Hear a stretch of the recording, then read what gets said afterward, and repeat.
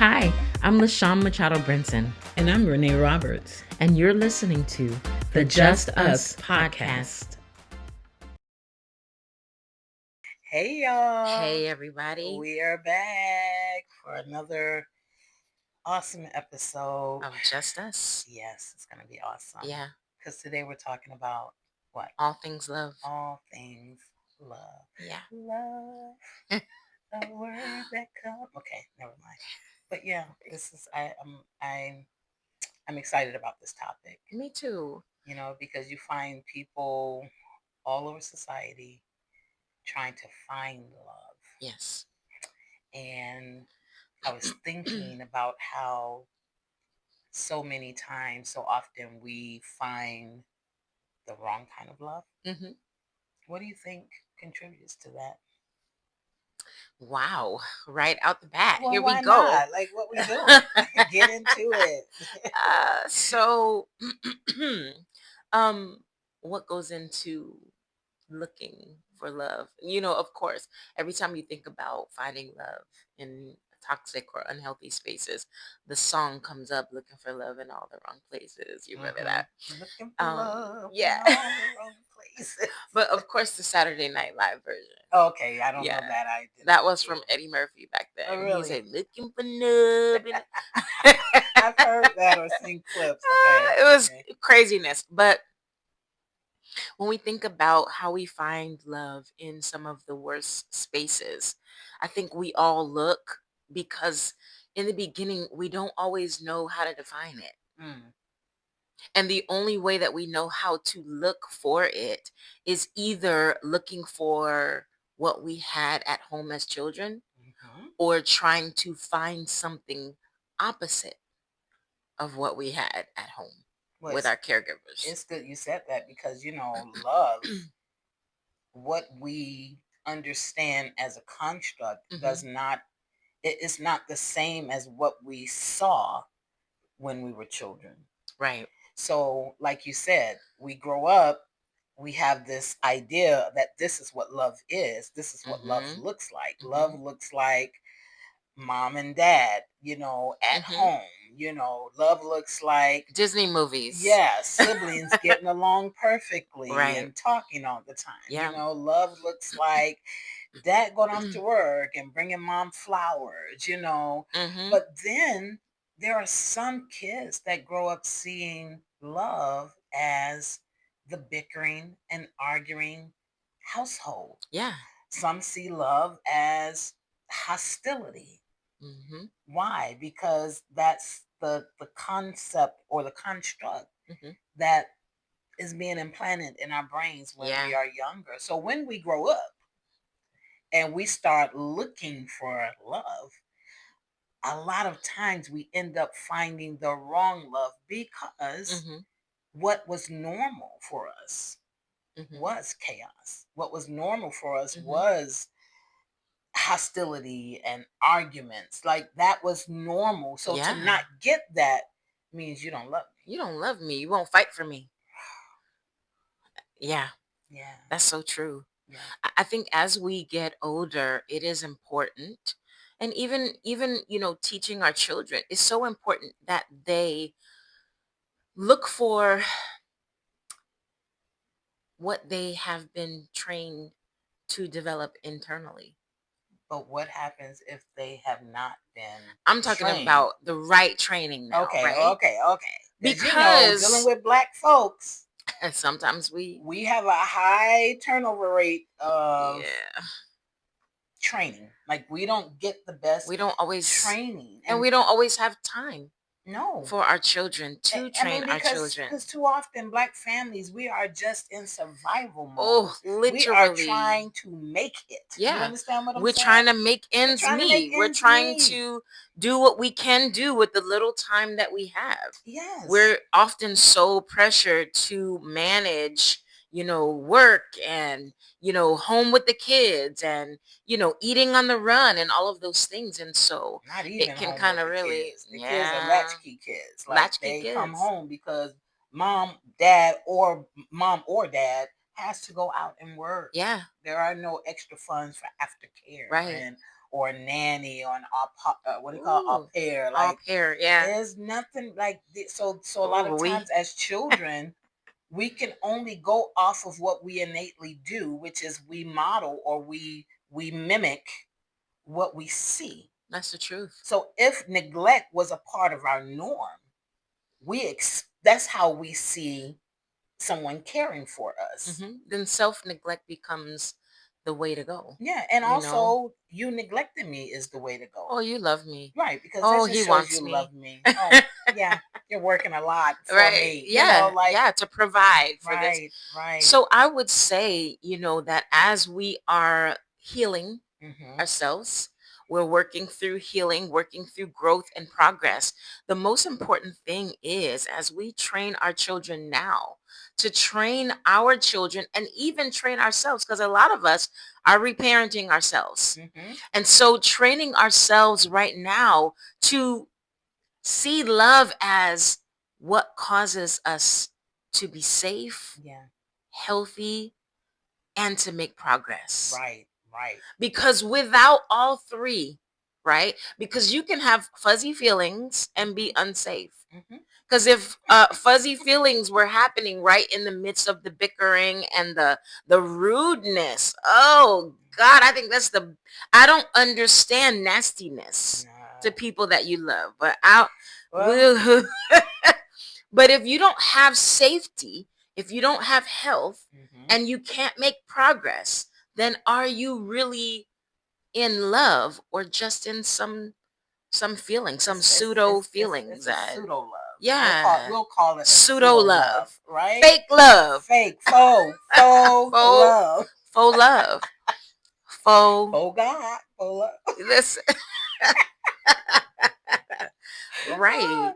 Yes, it's definitely because it is really it's an individual's concept. It's how Yeah, you see it. yeah, It's an individual's perception of it. absolutely, So yeah. I'm always thinking, well, what the hell is love then? What is love? And I don't want to hear God is love. Okay, Right, let's let's scratch that. We're not talking about the universal love of God. right, right, We're talking about love in relationships between people, not just romantic relationships. right. We're talking about love between a mother and a daughter, a son and a Yes, father, yes. love between siblings, love Love between within friends, ourselves, yes. because I think we miss that a lot of times, Mm-hmm. Mm-hmm. trying to find love in everything and everyone else when we haven't found it within ourselves Which should yet. be the first It needs to be, point of yeah, love. yeah.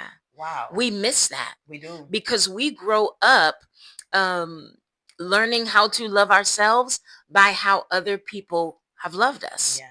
And not only that, watching our caregivers love themselves. So if Mm-hmm. you had a caregiver that ignored themselves all the time, neglect self to take care of others, guess what?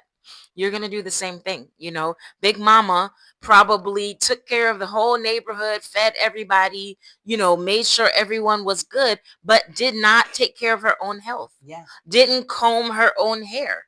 And so you will grow up with that same pattern of love. Wow. You Wow. mentioned neglect. Yeah. When our caregivers neglect us, we're going to learn how to neglect ourselves. And Absolutely. so even before we get opportunity to pop in the world and understand how to love ourselves, we have patterns that have been left behind Yeah. that we have to navigate. And we have to see that it is not okay. Yeah.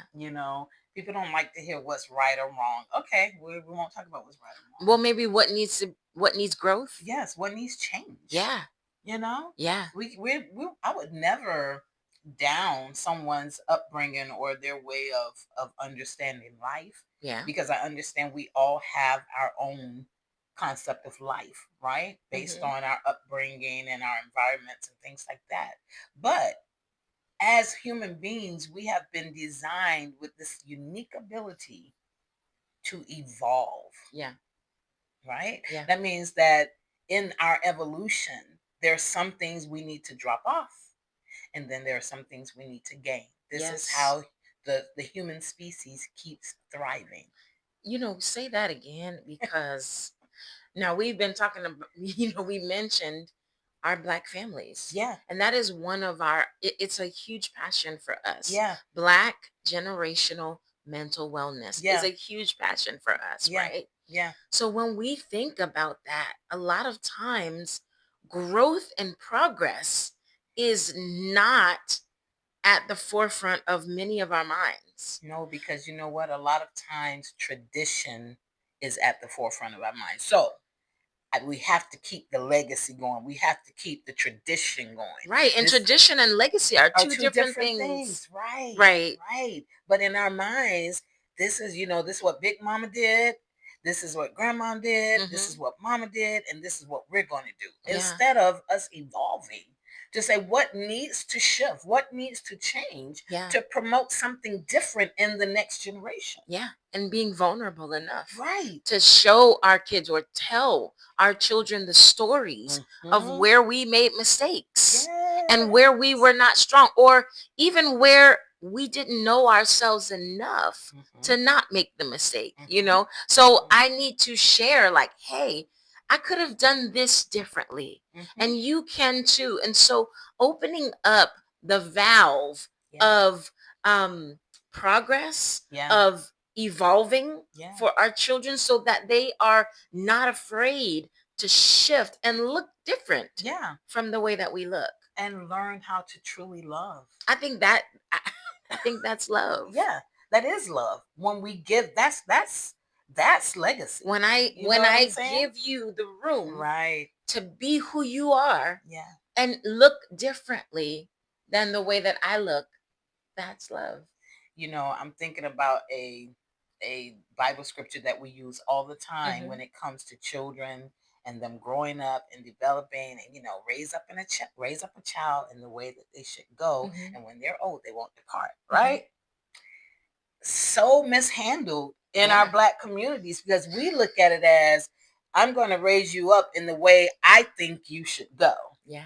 So that when you are older, you won't depart from the ways that I've taught you. Right. But when we look at translation in that beautiful proverb, it's really talking about raising a child up based on their own bend. Yeah, according to what's in them. Yes. You know what I'm saying? Yes. Not trying to change who they are. This is why so many of our kids, black, white, yellow, brown, orange, this is why so many of our kids struggle with loving themselves. Yes. Because the person that they are was never really validated or seen as good enough to just be. Because when I look at myself, if I don't look the spitting image of my parent in action, in thought, in the way that I want to live my life, then a lot of times I will disdain myself. Right. The way that I feel I'm being disdained by them. Yeah.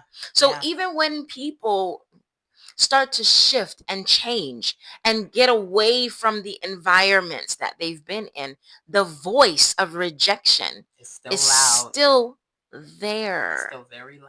You have people who are literally prejudiced against themselves because of the rejection that they experienced. Yeah. So you're trying so hard to embrace yourself and love on yourself, but it's so difficult because those voices have become your own. Those images have become what you govern your own life by. And this is why we can so easily fall into, just going to call it, maladaptive love. I like that. Yeah. Instead of saying bad love. Yeah. Maladaptive love. Yeah. Right. So this is what makes it easy to fall into that, and easy to stay in it. Yes. Because people can be judgmental on the outside and say, well, why? That person doesn't love you, or that friendship is, doesn't work. We could say all of that from the outside. Listen. And wonder, like, why are you still talking to them? Why are you still connected to them? Why are you still with a man that keeps being abusive to right. you? Or in a friendship where the friend they're is using you. Yes. Yeah. Why? Because ding ding ding, that was normal for me. I was conditioned to do this. Oh, poor babies. If you were conditioned to love in that way, if that's what love looked like for you as a child, somewhere we witness it. We did. We don't realize it all the time. But the way, I love this from something that we watch all the time. This therapist, she always, or she's a coach, she says, you know, the way that you were parented is the way that you partner. It's the way you do friendship. It's the way you do what you do. All relationships. So if your parents showed you a pattern of, you know, loving people in spite of, forgiving everyone of everything, forgiving your perpetrator, forgiving that person who touched you inappropriately, and still allowing that person to come around to family functions, to be alone with you, forgiving that person in Jesus' name, that shows you how to love yourself. And so many of us have experienced that. Yeah. Because in the name of forgiveness, we have been exposed to things we should have never been exposed to. Right. We should have been protected. Yeah. You know what I'm saying? There is love and protection as well. Absolutely. And another big part of that culture is that we are taught to be silent about it. So we won't talk about it. We just kind of go around living life like nothing's going on. Yeah. But inside, we are so broken. We're so hurt. We're so injured. We're so bruised. So now I've learned to not even love my voice. No, because growing up, you better not take our business outside of this house. Not. What happens in this house stays in this house. And then when the child turns into a teenager, we wonder why they're so secretive. Yeah. You got a boyfriend? You didn't even tell me. Of course I won't. Because what happens in my house gonna stay in my house too. Exactly. Yeah. You ain't gonna know nothing that's going on because you trained silence, and I'm going to be silent. We can't pick and choose. And so that's one of those things in my own life, growing up, raising my children who are all adults now. When I was saying, in evolution, you have to leave some things and you have to gain some things. That was one of those things I gained. I wanted my kids to be open, like feel comfortable enough to be open about what was going on in their lives, in their worlds, And so I tried to model as much transparency as I knew how to model for them, because I didn't get that. Yeah. Only God knows what my parents went through in their lives. I have no clue. You have no clue. Only what I witnessed. Yeah. Yeah. But emotionally, psychologically, I don't know. I have no clue. When a parent is quiet about what they've been through, like, of course, we don't tell every detail of every story. Everything is age appropriate too. Right. Yeah. But if a child does not understand what a parent has gone through, you literally rob them of the wisdom they need to navigate for themselves.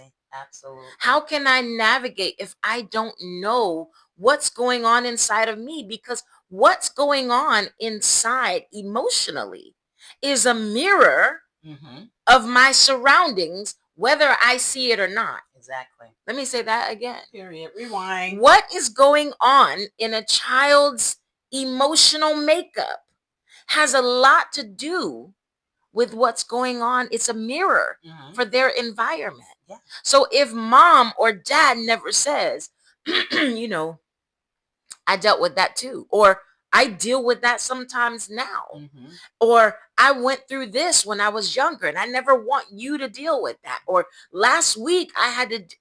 If we are not open like that with our children, we rob them of the wisdom they need to navigate. We also rob them of the belonging, the sense of belonging. Which is a part of their identity. Yes. That's a lot. It is a lot. If you rob your child of their sense of belonging and they don't know, they just feel a certain way, they don't know why they feel what they feel, and no one is there to say, you know what, I've dealt with that too. My God.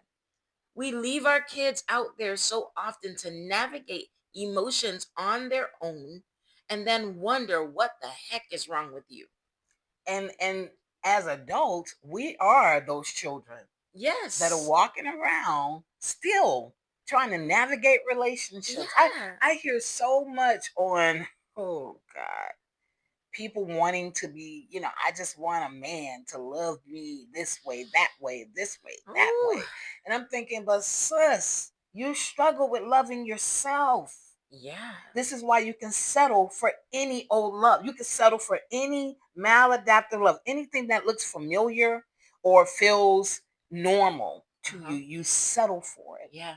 And it's time to start shifting in that so that we can truly find, like, it's love ourselves enough to truly find love. Yeah. You know? Yeah. Every smile, Mm-hmm.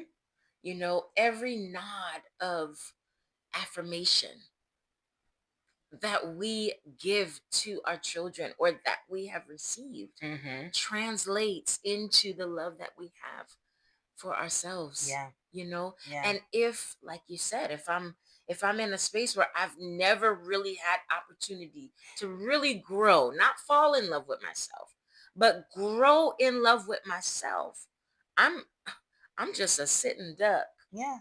Yeah. I'm a target And that's for why toxicity. we romanticize everything so fast, because that seems to be the highlight of love. That's it. So if we can fall into some romantic love, cut that. And wonder why we're unfulfilled. Everybody wants romance. Look, I need it to be healthy, though. I need to be healthy. No, I don't need just sex. I need true love. Or like Mary J say, real love. Real love. She looking for a real love. Yes. Wonder if she found it. Right. But but even in that, she said someone to call my own, right? Right. Someone to call my own, or whatever the lyrics are. But the fact that is part of the real love, it shows you where we are as a society when we're looking for a real, like, what is real love? Yeah. Real love is not just somebody that you can say, this is mine. No, real love begins with loving you first. Yeah. Like, really loving you first. And sometimes we have to reframe what love is for us to even begin that journey of self-love. When I understand myself, when I'm willing to really spend some time with myself and look into my own heart and find what love is for me, because it looks differently for everyone. When I understand my own love needs, then I can start to look for love externally a little differently. That's good. Yeah. And of course, there are times where this has to happen simultaneously, where at times I am learning to love myself, and at the same time, I'm in a relationship with someone else, because these things should have been trained within us. Woulda, While we were young, right? Before we were thinking about, someone to spend our lives with. Yeah.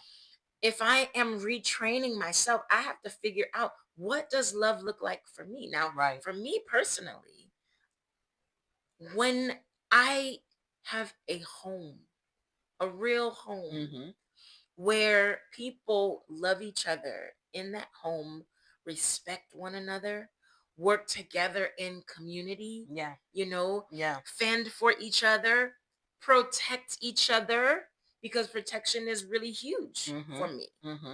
When I have that type of home, I feel loved. That's good. It makes me thankful. Right.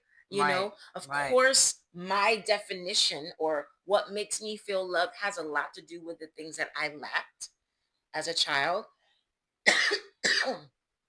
But I feel like some of those things that I lacked need to be in every home. Absolutely. Protection should be in a home. Yeah. And that's why it's important to keep growing, because you will never know what you're lacking if you don't keep growing. You will only discover that through continual growth and healing. When you look back, you're like, oh my God, this is a void. This is missing.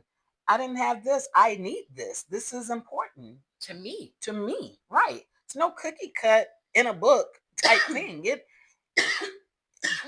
what do they say? Every man for themselves in that Right. space, you know. But it is definitely important for us to start reshaping what love means and what it looks like for us, individually and collectively. Yeah. You know, because how can we love others if we don't really know what love is? Right. I want to know what love is. Okay, I just had to get that out. It came in my. And it's not just fuzzy feelings. No, you know, I was thinking about. I'm like, love for me, it is full. It's compacted with principles. It's compacted with consideration. It's compacted with feelings. You know what I'm saying? Like it's a fusion of all of that. It's Yes. compacted with respect. Yes. It's compacted with understanding me. You know what I'm saying? Mhm. So we have to discover, and I feel like some of those things are just basics. Yeah. Like, don't tell me you love me, but you cussing me out and beating me down, but then you want to love bomb me with gifts. Like, don't do that. Don't do that. Don't do that. That's not love. Don't tell me that you love me and you will sit in a room with other people who will dog me out. Don't do that. You still talking to them? Don't do that. That's not love. No. That's not love. No. Don't tell me you love me and you won't stand up for me. No. Don't do that. That's not love. So there's a lot. Like, I mean, love is what makes the world. They say love makes the world go around. Right. It really does. But Yeah. I'm curious to know if what has been making this world go around has been maladaptive love. Right. It's the popular form Which is that everyone is maladaptive. so attracted Which to. is maladaptive. You know, relationship goals, because when I look on Social your media. pictures, oh Yeah. my God, you guys Oh, look the absolutely family. amazing and da, da, da. But everyone is lacking in self-love in the picture. Dang. Yeah. Very true. Right? Right. And we're not saying everyone, all families Of are that course, way. no. But there are a lot. It's a large There population are a lot that of us. presents well. Yeah. But everything is not well. No. Everything is not well. You know, you go home, you present well outside, and then you go home and you're sleeping in separate rooms. Yeah. You're sleeping in separate beds. You're living life separately and under the same roof. You know, you go home and the wife doesn't, she dogs out the husband, or the husband dogs out the wife. Like, you know, but we present well. We've been trained To present to well. present well. Yeah. You put on your best wear and you put on your best behavior. That's not love. No. It's faux love. It's, I have to say that for many of us, when we have been living lives of faux love for so long, it is very scary for us to have to shift over to real love. It Wow. is very scary, Unnerving. unnerving to shift from faux love to real love. It is very scary to shift from giving everyone else your love and shift over into profoundly loving yourself. Most people have a really hard time with that shift, not just within themselves, but because of the kickback that you get when you decide to seriously, extremely love self. You get a lot of kickback for that. You do. People don't like for No, because I need you to behave and stay. You here to make me comfortable.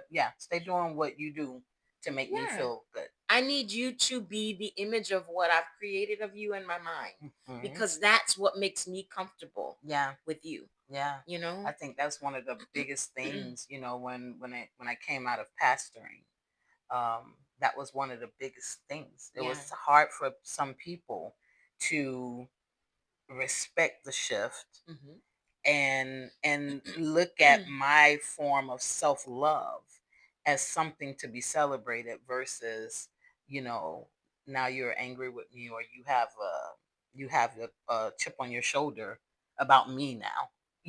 me and my decisions. Like, all I'm doing is loving me right now. I'm loving me. And that should be something that we normalize as celebratory. But you Not, all were don't happy. condemn me. You were happy You're when happy I was when I serving was you, right. not getting sleep, Right. because I'm taking care of you. There when you're in the hospital, they're on call. I'm the person that they call if you get into an accident. Like, you're okay with me playing that role. Yeah.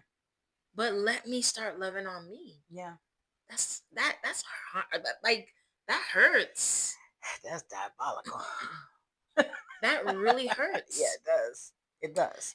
It's wild because when you start loving yourself, you, and I will say this for our own experiences, right? Mm-hmm. We had to get a whole new tribe. When I say a whole new tribe. A whole new tribe of people that are serious about loving themselves and healing and growing. Because when you start loving yourself, a lot of times you don't even fit in anymore. To go back into that would be to contaminate yourself again. Right. And people don't see it as growth. They see it as you are living this secret life. Or you've isolated yourself. No, that's not the case. This is important. This healing, it's life-saving. Yeah. I have to continue healing so that I continuously fall in love with Renee over and over and over again, so that I can make healthy decisions for Renee, regularly.